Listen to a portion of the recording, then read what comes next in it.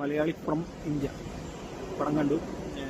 പടം കണ്ടു വെച്ച് കഴിഞ്ഞാൽ പടം ഒരു നമ്മൾ ട്രെയിലർ കണ്ട പോലെ ഒരു കോമഡി പടം അങ്ങനെയായിട്ട് ആണ് വിചാരിച്ചിട്ടുണ്ടായിരുന്നു. പക്ഷേ പടം കുറച്ച് സീരിയസ് വിഷയമാണ് കൈകാര്യം ചെയ്യുന്നത്, വലിയൊരു വിഷയമാണ് കൈകാര്യം ചെയ്യുന്നത്. അതിൽ പൊളിറ്റിക്കലായിട്ടും അതേപോലെ നമ്മുടെ കുറച്ച് മുന്നേ നടന്ന കാര്യങ്ങളൊക്കെയാണ് പടത്തിൽ ചർച്ച ചെയ്തുകൊണ്ടിരിക്കുന്നത്.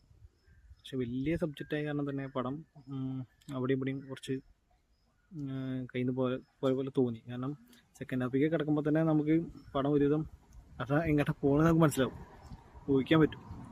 പിന്നെ ധ്യാൻ്റെയും നീവിൻ്റെയും കൂടെ കോമ്പിനേഷൻ കുറച്ചുകൂടി നന്നാവുമെന്ന് തോന്നി. കോമഡി ഉണ്ട്, കോമഡി ഇല്ല എന്നല്ല, കോമഡി എല്ലാ ഭാഗത്തും കയറി ഇറങ്ങി വരുന്നുണ്ട്.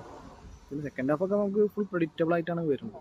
പടം ഒരുവിധം നമ്മൾ വിചാരിച്ച പോലെ തന്നെയാണ് കഥ നീങ്ങുന്നത്. പടം ഒരു ആവറേജ് പടം, കോമഡിയൊക്കെ ആയിട്ട് കൂട്ടിയിട്ട് മലയാളി സംഭവമാണെന്ന് കാണിക്കാൻ വേണ്ടിയിട്ട് ഒരു പടം.